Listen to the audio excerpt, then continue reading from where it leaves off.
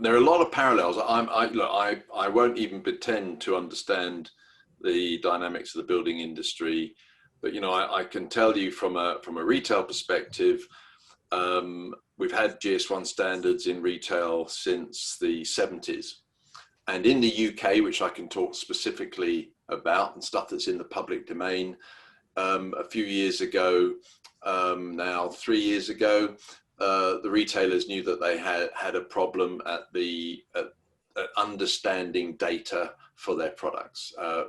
With one exception, no retailer in the UK had a PIM.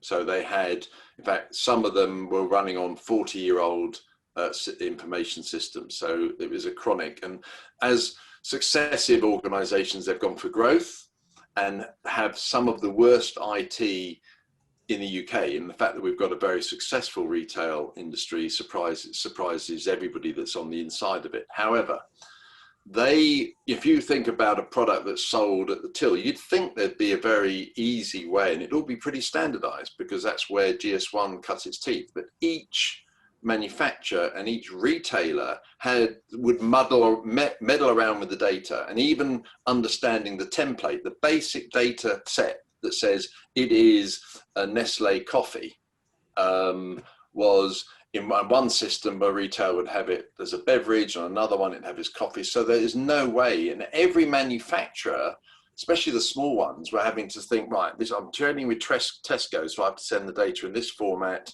and their way of defining things and cataloging things is completely different from Sainsbury's.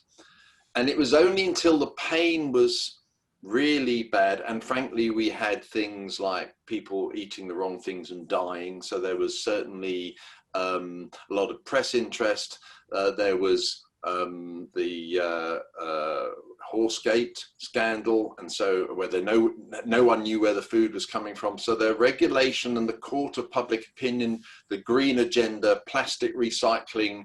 Now you look at so yes, we need to make money, but we need to do it in a way. So they came together with GS1, they're our owners. They sit on our board. We're not a trade association as such.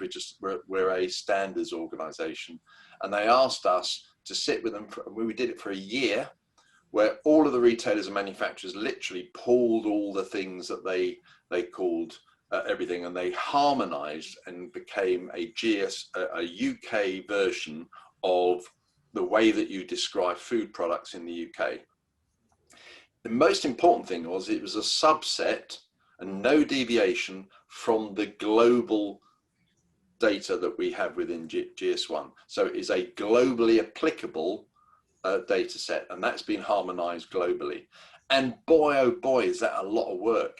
But there's no way GS1's got about 3,000 employees worldwide. There's no way that any organization can do that. It took the pain, whether it's legislation or something else, to drive those major players around the table to actually work together. And yes, we've got a database within GS1 in the UK called Product DNA, and where manufacturers now being told to put their product data, which is standardized to the GS1 codes, into that data. Now this is as soon as a product is conceived, they start building up the data set, and and it's never 100% complete until quite late on, where the image comes down, and then it goes into the e-commerce. But most of it is for the supply chain data that needs to be used. So that's one parallel. But the spark was, and somebody mentioned it on the call, is that if you've got 1 million trade associations that's terribly bad at talking to each other, unless there's some way of bringing them together and say, look, there's a pain, let's not try and boil the ocean. Let's take something the most acute with perhaps a degree of difficulty that is not like splitting the atom a billion times. Let's do that, and let's have some success and work together.